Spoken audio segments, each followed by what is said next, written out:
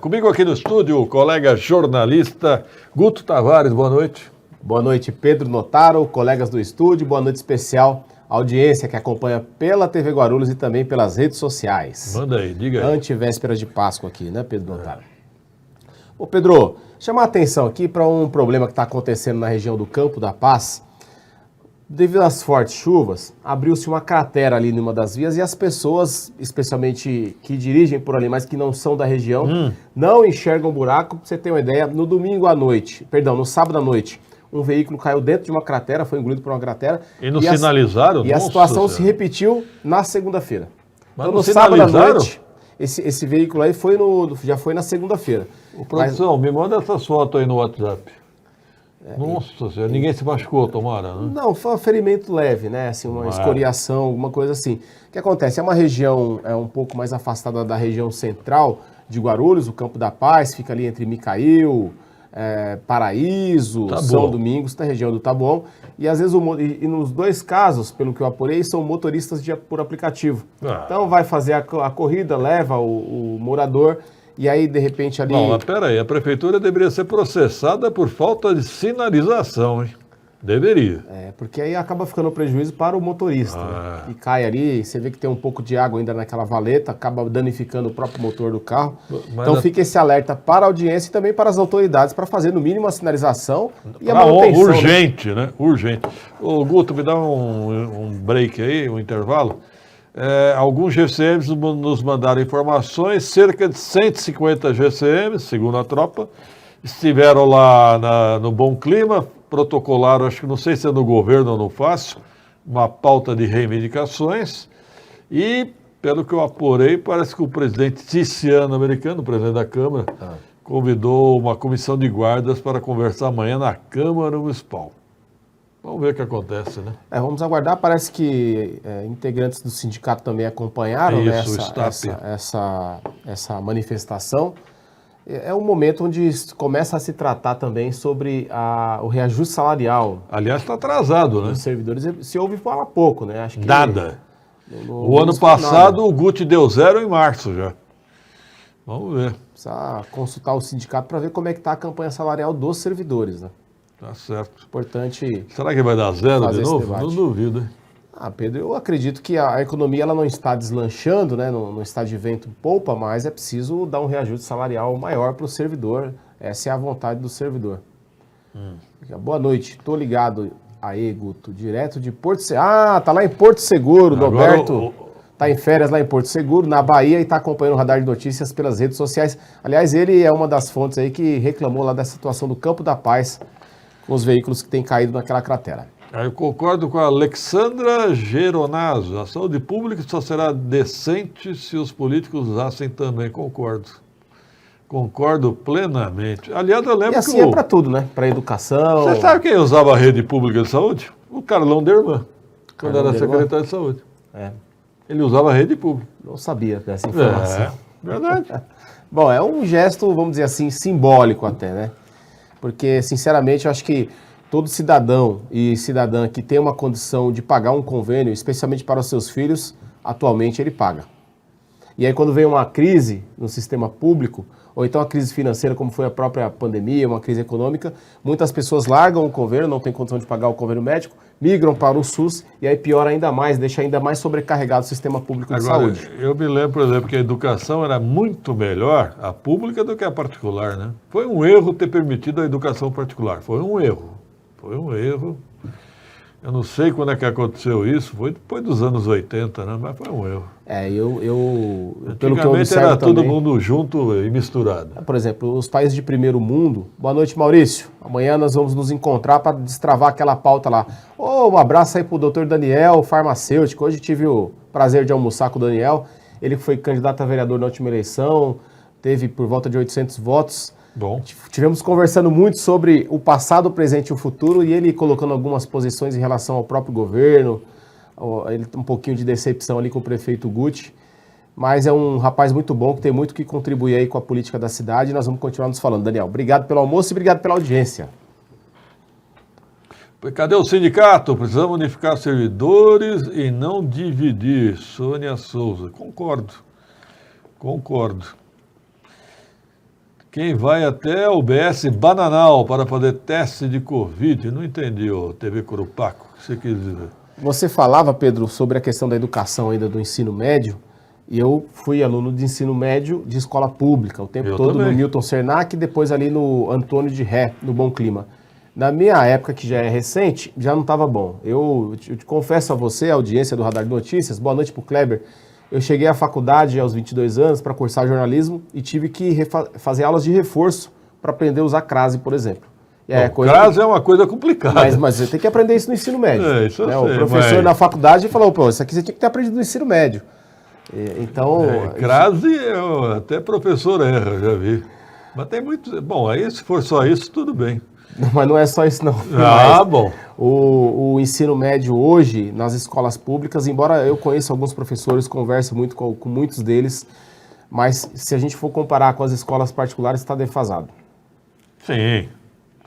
Sim. O que é triste, Guto, que eu já vi, ninguém me contou, não, é que às vezes o mesmo professor, ele leciona na rede pública e na privada. Na pública ele vive com atestado médico e na rede particular não. Os professores que eu conheço, ao menos a maioria deles, estão na profissão por missão. Eu conheço alguns professores que se dedicam muito, sabe, têm amor àquela profissão, atenção aos jovens, aos alunos, desenvolvem atividades extracurriculares que nem estão ali na obrigação deles. Mas eu entendo também que há, de maneira geral, pessoas que não têm esse compromisso, né, em todas as profissões. Agora, o que eu vejo na nossa Secretaria de Educação, em Guarulhos em particular, é muito investimento em ovo de Páscoa, em material, mochila, etc, etc, e não investe no material humano. Está faltando investir no material humano, né? Na qualidade de ensino. Cá entre nós também, viu, Guto? Quando eu via, meu filho estudou numa das melhores escolas aqui de Guarulhos particular, né? E eu via a lição, o conhecimento dele, eu só acho que mudou a hotelaria, viu? Porque conhecimento mesmo... Eu acho que eu não fiquei devendo nada em relação ao que ele estudou. Hoje você tem aí o fenômeno das novas tecnologias, do mundo digital, a inteligência artificial, que é um fenômeno que a gente percebe que ele está mais presente nas escolas particulares do que nas escolas públicas. Mas eu me pergunto, se a gente tivesse tido todas essas ferramentas, nós não seríamos melhores também? Sim, com certeza, né? Teria uma aptidão, uma facilidade para o aprendizado, né? Tanto que hoje a formação, acho que ela está mais na questão do ser humano, das capacitações das pessoas, do que aquela decoreba que tinha que ter antigamente. Eu acho que a maior coisa que você pode aprender, ou a melhor coisa que você pode aprender na escola, é aprender a ler. Então, isso é uma grande dificuldade do ensino médio público. Os alunos, eles leem o texto, mas não compreendem, não conseguem... não conseguem interpretar. Então... Mas você tem que pegar o gosto pela leitura. Quando você pega o gosto pela leitura, você vira um autodidata. Você vai ler um texto e vai aprender. Sei que o papo aqui está parecendo um papo de intelecto ou um debate sobre educação, mas é muito... Eu te confesso que anteontem eu estava conversando com isso sobre uma colega, falando da questão da educação, ela desenvolver as aptidões das pessoas. Eu sempre gostei de estudar, de ler, por exemplo, e escrever. Eu também. Mas eu só fui tomar essa aptidão mais na faculdade. De repente, no ensino médio, você tem que ter critérios onde os professores desenvolvam essa aptidão. Talvez se eu tivesse descoberto isso antes, ali no ensino médio, teria avançado muito mais do que eu avancei. E é importante isso para todas as profissões. Assim, é a pessoa que tem mais aptidão para as exatas, para as humanas, para a ciência, para a história, para a física, para a química. Acho que a gente perderia menos talentos aqui no Brasil. Sabe que eu me lembro na época do ginásio? A professora falava redação, o pessoal tudo chiava. Eu adorava. Eu adorava também. Eu também. Eu ficava, agora eu vou tirar nota boa. Eu falei, opa, deixa comigo. Quando era matemática, aí sai de baixo. Aí eu de vez em quando dava até uma coladinha. Eu vou confessar. Professores estão adoecendo por falta de mão de obra, salas lotadas e muitas inclusões, Josi Freitas. Concordo, Josi, porque inventaram esse negócio da escola inclusiva, não é isso? Só que largar os professores se virem. Não tem ajudante, não tem estrutura, não é assim, né? Não, tem que ter, e até a gente vive um momento que eu acho que é fundamental, que é isso, escola de tempo integral. Aliás, de vez em quando me procura um pai ou uma mãe pedindo para a gente tentar arrumar vaga para a sua criança para estudar só meio período. Eu acho isso ruim, acho que estudar em tempo integral é um avanço. Todos os países do mundo que são desenvolvidos, por exemplo, na Dinamarca você comentava sobre o aluno estudar em escola pública e particular. Lá, tanto o filho do milionário quanto o filho do operário estudam no mesmo colégio. Então, você democratiza o acesso à educação Como era aqui também. de maneira equilibrada, né, Pedro? Como era aqui também. Aprendi a ler com a cartilha Caminho Suave. Eu também, ô Tereza. Hoje, muito criticado. É criticado? Não lembro. Ô, Pedro, Eu aprendi. O horário está caminhando, só fazer um registro aqui. A Sabesp informa que nesta quarta e quinta-feira deverá haver interrupção do fornecimento de água para manutenção nas redes que abastecem alguns bairros. Aí, Bela Vista, Bom Clima, Soberana, Taboão, Paraíso, Santos Dumont, Jardim Silvia, Seródio, enfim, Vila Rio de Janeiro. Vários bairros da cidade de Guarulhos deverão ficar com o fornecimento de água comprometido nesta quarta-feira por conta de manutenção e deve voltar ao normal na quinta-feira, dia 6, Pedro. Tomara, né? Antes do feriado, né? Tá certo. E também, Pedro, só registrar aqui também, muita gente está comentando e vai começar a repercutir mais na cidade um suposto aterro clandestino ali no Seródio, na Avenida Candeia, ao lado do batalhão da Polícia Militar. Já publiquei. A população da região está revoltada com o impacto que tem causado. Inclusive, eu passei lá um final de semana e uma poeira danada. E aquela coisa, o que está acontecendo aqui? E não percebi, porque no final de semana não estava tendo essa movimentação para esse aterro. Mas eu publiquei já. Aí eu fui até a sua página dar uma olhada, aí me associei. Opa, é o que está acontecendo aqui. Então, enfim, há autoridades que estão de olho nisso e em breve deve ter mais novidades sobre esse caso aí, que tem afetado a população do Seródio. Tá bom. Como surge aterro clandestino em Guarulhos? É muito estranho, hein? Estranho, muito estranho. Muito estranho. Muito estranho.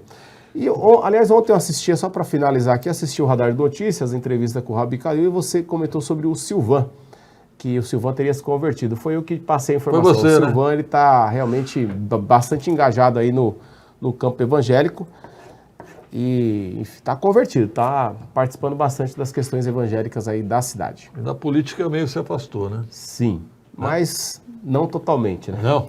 Então tá bom. Ponto final na edição de hoje. Tenham todos uma boa noite. Obrigado pela audiência e até amanhã, se Deus quiser. Até lá. Se Deus quiser.